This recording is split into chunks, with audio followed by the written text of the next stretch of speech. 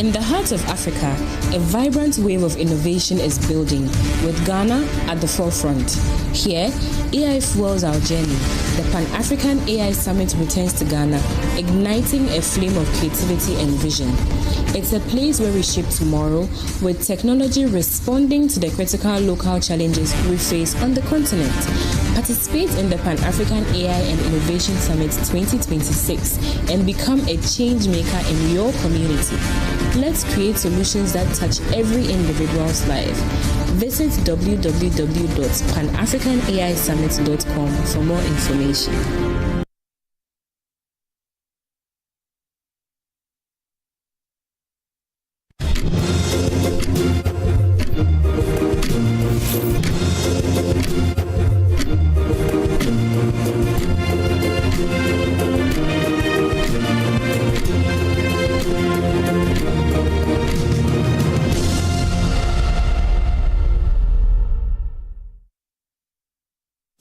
So let's talk about the Pan-African AI and Innovation Summit, which is going to come up shortly here in Ghana. It's an event that you should look forward to, because we want to talk about AI, really. What is AI doing to change narratives about Africa? And joining me in studio for us to talk about how AI is impacting businesses and more, we have Jesse Johnson. He's head of engineering at AdwumaTech AI. Jesse, good morning. At saying, I'm here. Say AdwumaTech. There's okay, and then we have Marvin Nii Adom Armah, head of account management, Farmerline. Good morning. That's all good. Yes. Thanks for having us. Let me start with, and this question is to all of you, so you take part in Hidas. Now, when we hear about AI, I think there's some machine sitting somewhere. That is, and there are even conspiracy theories about AI, But in simple terms, what will you say is the impact, or how is AI transforming the way we do business in Ghana, in agriculture, in health? Yeah, so AI has quickly become a great accelerator of human cognitive labor. So wherever you find ourselves, where people think and act, AI is a tool that is already accelerating that. So like, for instance, in organizations of all sorts, from like the low level, like just preparing documents, formatting documents, to even high level, like enabling research to scale across like various topics, AI is accelerating that. And it's even, perhaps even more importantly, AI has enabled companies to synthesize all their information, all their knowledge, and bring everything together in a regular chat interface that people are familiar with. So I'll say fundamentally, AI is, despite everything everyone is saying, AI is fundamentally just a great accelerator of human cognitive labor. For Farmerline, let's know how AI is helping farming in Africa. Yes. This is something we're really passionate about. So at Farmerline, we started off as a company that took advisory to farmers, because we noticed that in where we find ourselves, most farmers may not be that literate to read and write. So we started to pre-record messages and send it out to farmers in a way where they can understand some of the good agronomic practices. Over the period, we noticed that there had to be a change, because we had farmers that could stay on the phone trying to listen to an IVR menu in order to select a language that they were most suitable to be spoken in. But now we've been able to replace that specifically with something amazing, which we call DALI AI. DALI AI is a voice-first tool which serves as an agronomist. And how this works is that a farmer can call using a feature phone, what we call the YAM phone here, and they can simply just interact with an AI model that speaks about 43 low-resource languages, including Dagbani, including Ewe, including Tree, and it's able to understand, take that back, and then give it feedback with regards to the questions it's asking. We've seen a lot of farmers use this in ways that has transformed the way they are farming. And I must say that truly it is something that is only just starting, because we can see the extent to it. And it's interesting to even mention this, because there's something that we're never able to really understand, which is the sentiments that farmers gave. Now, if you're giving information to someone, one of the most important things is to also know whether or not that information is within a context in which they understand or they can apply. With what we've been able to build and with that AI component, we have something called the sentiment analysis, where when farmers are interacting with the AI tool and they begin to make certain sounds and responses like, I can't hear you, or even anything that could possibly be a displeasure, we are able to actually flag that, and we are also able to link that to an agent who can actually take that up and then speak to them. So in a nutshell, it's like it's closing the loop for very interesting aspects that we've never thought was important, and most importantly, the intelligence that we're able to get from that. Quite interesting there. Now, the Pan-African AI and Innovation Summit is coming up in September. What makes it different from usual tech events, and why are you even calling it an economic intervention? So primarily, what makes this one special really is the moment at which it is coming, right? Because we are on the cusp of a paradigm shift in the way people use computing. And like you've noticed, governments, individuals, organizations are rapidly taking advantage, or at least thinking about AI. So this presents an opportunity to gather all those siloed conversations, bring them together, and then have a big public conversation about this very important moment we're having. And why is that an economic intervention rather than say a tech conference? Yes. Well, I will say it's an intervention first of all, because with the numerous summits that we've been at, I would say that usually such summits ends with a business card. And if you're lucky, maybe someone who is interested in your business who might want to partner but is not too sure how to even go about it. The reason why this would be positioned as that is that it's taking that step beyond just having to come up with great presentations, explaining what the business is, and rather putting the power into the hands of investors and people that actually want to be in the room. One of the biggest things that you'd want to close the gap on is the demand for your business. If you can always get the right people that understand exactly what you are building and can invest in it, that is a step ahead in terms of being able to actually build a unicorn or a multi-million-dollar industry. And I think this is what this Pan-African Summit actually does. What it's going to do is that it's going to put the people that understand the solutions, the market, and it's also going to put the people that actually can shape policies in the same room. And I think that is something that I believe should be lauded and for people to actually attend, to be a part of it. So can Farmerline be said to have benefited from these, where you go to an event and you have someone put money in your business? I can say that it is extremely important for business owners to find themselves in such environments. I mean, I was part of the G10 conference in Italy, and you notice that people that you could send emails to, people that you could chase for years, could find themselves in the same room, and you could make a business decision in 5 minutes just because of that physical approach, where they now understand that this is actually something we've been looking for. You've been able to pitch this. Let's just move from there. And I must say that when Farmerline started, actually, with our co-founders, that's Aloysius and then Emmanuel Adai, it was the same idea, where they actually wanted to take the business to the international world, to people that actually understood the need for advisory. And from there, it's been magic. Now the software is being used in over 50 countries. And we've partnered with over 3,000 partners across different origins. Wow, that's super impressive, huh? Thank you. Okay. Now, for Jesse, many business owners worry that adopting AI tools, for example, is too expensive or out of reach. Is AI only meant for giant corporations, or can small local businesses start using it right now to save cost? Yeah. Absolutely. Absolutely. We as AdwumaTech are passionate about getting AI tools into the hands of companies of all sizes. And probably everyone has noticed, there's been a massive push from even the largest companies to surface AI-backed applications to practically everyone. And we are seeing businesses currently take up AI and use them in so many innovative ways to run back office work, to enhance their communications, enhance their research, all sorts of things. So yes, AI is not just for the big players. Every single business, from a small one-man shop, a restaurant, to even Joy, for instance, should be adopting AI. Well, it's about a cost, right? Cost.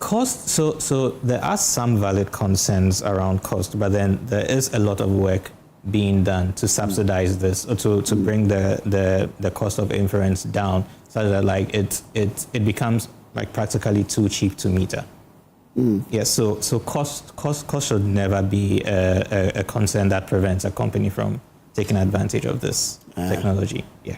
If you're a small business somewhere, you want the person to adopt AI, and the cost is a burden to the person. Is there any intervention that a small business owner could integrate AI into his or her operations, but does not need to churn out huge sums? For starters, they can talk to us. Yeah. Okay. Yeah. AdwumaTech. Exactly. You are there for them. Yes, exactly. So there are ways of like there are levels to this, right? There are ways of integrating AI models that can even run at no cost on a person's device or a laptop, right? That can do useful things. There are also like more advanced applications that may come with more hefty price tags, but then like everyone has got something in there for them. So yeah, like cost is absolutely not a burden. Marvin, so I mean, agriculture for a long time has been the backbone of Ghana and Africa's economy. Exactly. Even though the focus on agriculture, we always say, is not where it should be, because you expect governments to look at where they feed. You have to put your money where your food is, but we don't see that. But in terms of integrating AI into agric, how can partners elevate, agric and AI into multi-billion-dollar interventions? Right. Yes, thanks for that. That's a very heavy one. But I'll start first of all by saying that the problem is seeing agriculture as a charity case, if you ask me. Just like you said, it's actually the biggest business we have on the continent. If you see the kind of numbers and you see the how much it is churning out each year, you notice that there's an opportunity that is untapped, basically. I will start first of all by saying that over the last 13 years, what Farmerline has tried to, I would say, perfect is having a 360 approach in terms of being able to solve the problems in agriculture. And I would say this in a way where technology alone is not enough. And I keep saying this on every panel that I sit on, because we need to begin to understand that no matter how much your technology could be advanced, and in this case, we're talking about AI, no matter how many tools we come up with, if we decide to put these tools in the hands of farmers, no matter how much advice you give to a farmer, at the end of the day, if they cannot have manufacturers committing to offtake, if they cannot be able to preempt things such as pest and disease control, if they do not have the financing to be able to acquire the inputs that are needed, then it is a business that will crumble as you would have it. I would say that there has to be a 360 approach to the way we actually approach this entire agricultural business. And one, if we're able to advise farmers, we're able to finance them to get the right inputs, if we're able to help them plant, if we're able to give them the technology to be able to trace, and then have manufacturers do off-taking, and then have buyers also on board, what you begin to see is a value chain that has been invested in. And I think that is where I usually advocate for, that instead of investors to look at a stage or to finance a platform, it's better they look at the value chain. Because in so doing, what happens is that everyone maximizes their profit. And that's the mission we've had, to build lasting profits for farmers. And we understood a long time ago that there isn't a perfect approach to this, but rather understanding the grassroots problem, which is that farmers are not getting enough inputs, that they do not even know where to go, that the roads are not allowing them to be able to move produce to the markets in a very safe manner, and there are no logistic means to be able to do this. And I think for me, having to speak about a unicorn or a multi-billion-dollar industry starts from where we understand that the entire value chain needs to be considered. And that is what I would advocate for. So even financing, because one major issue is also financing. Exactly. Cheap or affordable finance, not cheap, affordable finance. If a farmer has to go and borrow at the rates where commercial entities are also borrowing, of course, the farmer will be priced out. So your 360 solution also encompasses that? Yeah, so maybe I can just give an idea of how we approach this. So we've actually deployed over $40 million on our balance sheets to farmers over the last 13 years. And how have we been able to do this? We need to understand that financing farmers cannot take the same approach as the banks do, right? We need to understand that if agriculture needs to be something that banks can invest in, then we need to start speaking the language of finance. And what exactly am I talking about? the reason why the banks in the first place do not find farmers a lot more, I'll say in this case, attractive, right, in terms of financing is because they don't have the information that they need to be risk averse. Yeah. Every bank is risk averse. They want to understand, if you're a farmer, how much are you growing in a year? Do you have a business? Is it registered? Do you have a psychometric data? They want to see your repayment history. Most farmers do not have this. So in the first instance, being able to even acquire this in itself becomes a problem. So you go to a bank, you want to actually, have them invest in your business, but all these things are missing. And that is why that comes up to another aspect for which we've been doing. We have the open finance model that we've used to build KYC data. So it's actually a FICO-like platform that can actually create credit-worthy scores for farmers. When we take this information, we're able to now work with the banks in a way where they can actually have insight in terms of the farmers that they are looking to invest in. And this year, we've been able to move to have a number of banks actually commit almost about $13 million to financing farmers on this level. So in a way, we and do they do it direct to the farmers or that to you, indirectly through you to them? So how we're doing this is that we have the information on the farmers, there's a KYC data, we partner with the banks, and the banks work directly with the farmers, whilst we also help in terms of aspects like inputs, and we help with de-risking measures. So it could be anything regarding input, it could be on a technology where the farmers can get to understand the good agronomic practices on how they can maximize their inputs as well as their yields. And from there it becomes a win-win situation, because then the banks are not just left alone. There's actually a company that understands the farmers. We've worked with them for 13 years. We know some of the seasonalities. If there's a drought, how can irrigation step in order to maximize this? And this is how actually it's been moving over the years. Yeah. Okay, now let's talk about an aspect that also probably has a potential of hurting all this that we're doing, brain drain. Yeah. How is this summit addressing the issue of brain drain, where you encourage local talent to say, stay, let's build it together? So it's the power of convening different players. So isolated players may not be fully aware of like how large the ecosystem is, how large and how valuable the ecosystem is in. That's what a summit like this does. It brings together everyone from policymakers to those with the money, those with the ideas, and puts them all in a room and lets them engage with each other. So that I believe sends a strong signal to the various startups, the various individuals, like everyone in the ecosystem, that like there is real talent here and there's real funding opportunity for people to build real solutions for this place. So then that helps at least dampen the desire to seek better fortunes overseas. But there's a difference between saying, yeah, there is opportunity, than people actually seeing that in fact there is opportunity and they are tapping into them. No, so like the conference literally does that. It's a place for like players like us, like at AdwumaTech, like all the other companies in the system to showcase what they have, right? It's like you have to sell yourself, let me put it that way, right? And that presents an opportunity for people to know that, like, hey, if you want to do AI, it's not only Google that you have to try and get into, right? There's like AdwumaTech here that you can work with. So yeah, like it just presents everyone with the reality on the ground that there is opportunity here. There are talented people over here who can build complex AI systems. Okay, yeah, Marvin. Yes, right. Okay, I think I will take it from the part where I'll say that, I'll say young people usually do not leave the country because of the lack of the love for their country. It's usually because of the opportunities, as you rightly said. And I think I've always believed that there's a strong paradox in the country where there's a lot of talent, but very limited opportunities. I think that, first of all, we need to look at opportunities from the kind of challenges that we have, because that's where we actually get these opportunities from. If you think about it this way, until we actually have a problem, there's really no market where people would want to be able to invest in something in order to solve it. Meaning that, for me, the call for opportunities should be how we can actually channel these talents into solving the problems, and that's the everyday problems.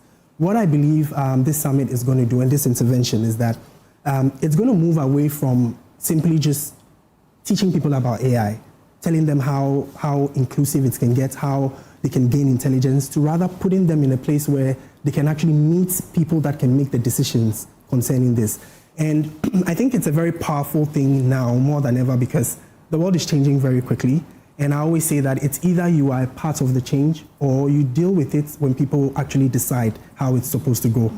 The reason I would encourage young people to keep stirring up is, and I would actually cite Farmerline as an example.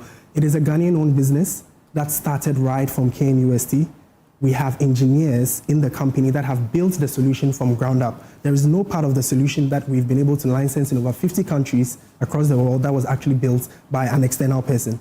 We actually are students right here from Legon, from Tech, that actually built this from the ground up. So we are living proof of the fact that opportunities actually do exist. The problem is understanding the market, tapping into it, and being able to have the right policies that don't strangle it at the onset. Yeah. All right. Okay. Now we just need to wrap up. But if you could give one compelling reason for entrepreneurs, people with the big cash and what have you, to be part of this, what will it be? You, and then we wrap up. Yeah, like you should be where everyone is, right? Everyone is thinking about this technology. Everyone is bracing for the change that is coming. The government has an a national AI strategy, for instance. There's government involvement in this. There's people from all over the world, like international finance from all over the world. There are talented individuals in Ghana also coming to this conference. So this is a gathering of everyone who is talking about the same thing. So if you do not want to miss out on this conversation, you should be present at the Pan-African AI Summit. Okay. Right. I think I'll touch on the three things that always make up the business, which is the skill, the capital, and then the policies. And I believe that this event actually brings all three together. It's a perfect ingredient to I would say something wonderful starting, as we usually call it, a unicorn. What I would also say is that it is important that people understand the sort of benefit and how this would actually align them to places where they would have only dreamt of. And we've seen this over the years. I've been a part of a lot of summits where I can say that right afterwards, you see people just go ghost, basically. We believe that we are bringing people together that actually understand what the country needs and how AI should be shaped. And in so doing, it's important that anyone that has a say in this and understands how the policies can be put, understands what investment means to this, should be a part of it. And also, an advice is that investors should not just invest in stages. They should look at the entire holistic view, because I believe that it is time for us to start connecting the dots, ensuring that we have something more consummate and something that we can actually approach as a country. If someone wants to be part of the summit, what should he or she do? Right, so they can register. There are a number of links out there. You can also just Google the Pan-African Summit. Okay. There's a LinkedIn page where you could also have a link in order to actually register to be a part of. And then from there, that's it. Yeah, it's as simple as that. If the person is a beginner, he or she wants to know and be part of the ecosystem, even though he or she is not an expert, is it open? Yes, it is. Yes, okay. I believe it is, yes. So it's just to encourage everyone. And once again, you've actually brought up a very important point. Some people may think that they are not there yet. They probably don't have any ideas of business. Sometimes it's just you being in a room, and your next business could be something off someone's idea, where you realize that this is actually a gap. And that's what I usually encourage people to do. Okay. Yeah.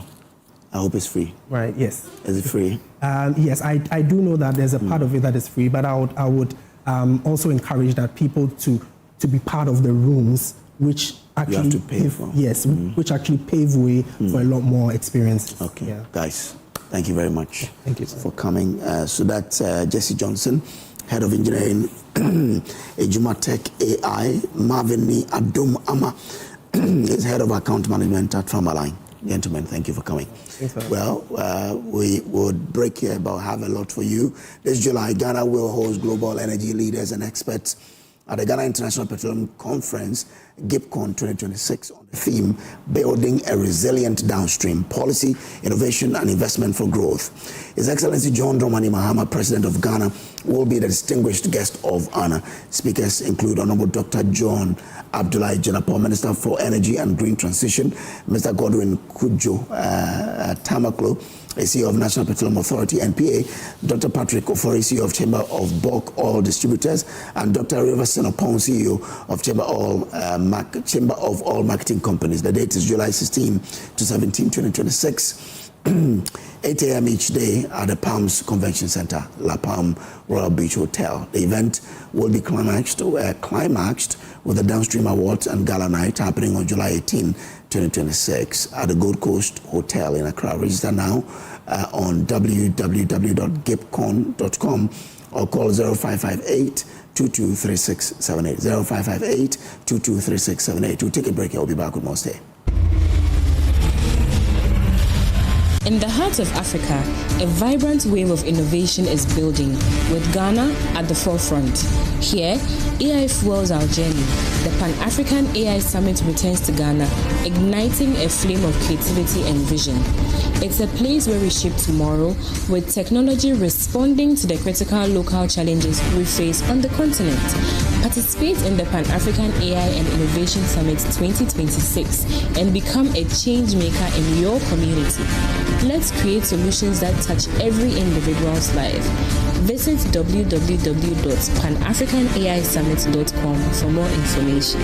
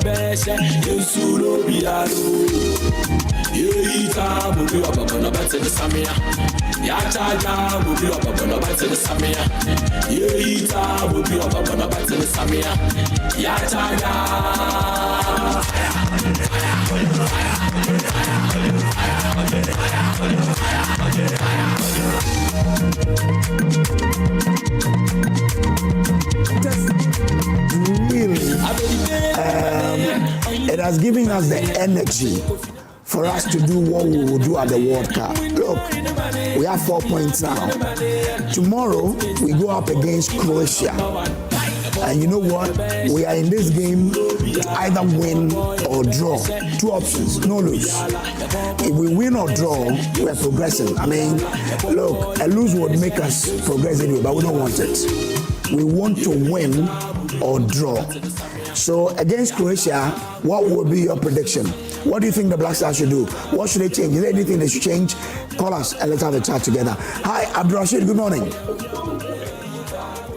Abdul Rashid, good morning. Good morning. Abdul, let me hear your thought ahead of our game against Croatia tomorrow. I'm calling from Wellington, Anumba South District. Good. Yeah. Ghana won, Croatia 0. Good. One goal project. Sure, I agree. Ghana won, Croatia 0. I believe in it. I believe in it, Abdullah.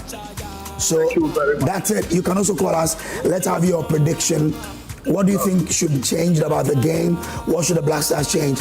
I want to see Partey and Sibo play again together because they make the midfield tick. Just like Kelebi and Chazo, Partey, Sibo, and Caleb sitting in front of the defense, solid one. And then you have Semenyo, Jordan. Okay, Malik, good morning to you. Good morning. I hope Ashanti is good. Let's hear from you. Yeah. It's Ghana 2, Croatia 0. Okay. So Ghana 2, okay. Croatia 0. Okay, we go for the kill. So tomorrow Ghana will okay. be the joke for us. Okay, we go for the kill tomorrow. Thank you very much. What's your take as well? 0302. Okay, so Thomas is. Let's still stay in Ashanti region and bring in Thomas. Thomas, how is Kumasi? Hello, Thomas. Hello, my friend Thomas. Good morning. Yeah. Ghana 2, Croatia 0. Okay, 2-0. It's coming up here. Thank you very much, Thomas. You can also call us. 2, Croatia 0. Thank you very much, Thomas. I'm grateful to you. You can also call us and let's hear from you what your thought is about this game. Malik from Nandom. Malik, how is Nandom? It's son of Salia calling from Nandom. Okay, let's hear you, sir. Yes, Ghana, we are going in victory always at the fight. We are going and really we are going to make it. But the sad story of it is that there is no television that is local sovereignty or local for those at the countryside who cannot have clear services can also know what our people are dying for. Okay. All right, thank you very much. Thank you very much. But I think there is an important matter yesterday a boss of mine brought to my attention. Why did the GFA not intentionally add about 4 local people so that their clubs can earn good money from this World Cup? Because we know that FIFA pays clubs whose players are playing in this World Cup some monies at the end of the tournament. So why didn't you take that decision? Anyway. Hi, good morning to you, sir. Amidu. Yeah. Let me hear from you, sir. We are winning 1-0 tomorrow. 1-0, okay. 1-0 tomorrow. And we are praying that the prepare the food system so that we can go far. Okay, all right. Thank you very much, bro. I'm grateful. And we thank God for even coming to us early. Okay. All right, Gregory is joining us as well. Gregory, good morning. Hello, Gregory. Well, you can call us. The numbers are on the screen. Call us and let's talk about the Black Stars. But if the GFA is listening, I think that next time you have to be deliberate because when they win the league, what do they get? But if they have their players being in this tournament and we're able to cross to the semi-finals, the clubs will make a lot of money. So GFA, please, sometimes be intentional. Life is won by those who are intentional by the things they do. Hello, Nana. Good morning to you. Good morning, please. How are you? Nana, I'm doing fantastic. How about you? Ghana will win 1. Ekome. I believe in Ekome because we will defend. If you call me back, Ghana is 1. Ghana is what? 1 for Ghana. Okay. Thank you very much. Thank you. Hey, Tornado from Jesse Johnson. Many are not then. Hello, Tornado. Hello. You're calling us from Jesse Junction. Yes. How's the place? Yes, Mose. Masumu Papa. Let's hear you. Yeah. Ghana 3, Croatia 0. Hey. Wow. Ghana 3. Who are going to score the goals? Oh. Thomas Partey will score 1. Okay. Okay, all right, I hear. Thank you very much. Let me bring in Jerry from Mankasim. Jerry from Oman Kese. How are you?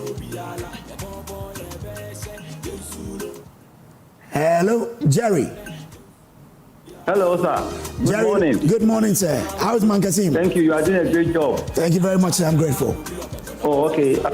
We are all praying for Black Stars to win against Croatia, and I predict that they will score 2-0 tomorrow at 9 o'clock. By 11 o'clock, you all jubilate that they have scored 2-0. All right. Okay. Thank you. Thank you very much. I'm grateful to you. Black Stars. So, Kobe is joining from my table. Kobe, good morning to you. Morning. Great. Let's hear you, sir. I'm about to. I'm born 1-1. 1-1. That's Kobe. Wait to take him. Mate. Thank you very much, Kobe. And that's Kobe's take there. It's going to be a good game.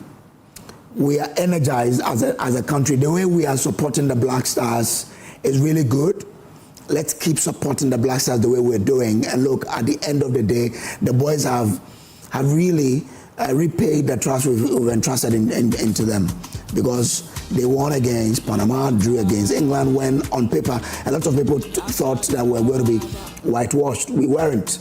So let's keep trusting them, let's keep supporting them, and I know that we will deliver. Tomorrow we are qualifying to the next stage by topping the group or being second. We will defeat Croatia. Let's keep supporting them, and things will be good for all of us. On behalf of our news team here, the show, the AM show, we say thank you for joining us. Let's meet again, God willing, on Monday. But until then, please remember to be good, do good, because doing good is all you need to be okay in this life. And let's support Black Stars tomorrow. Good morning.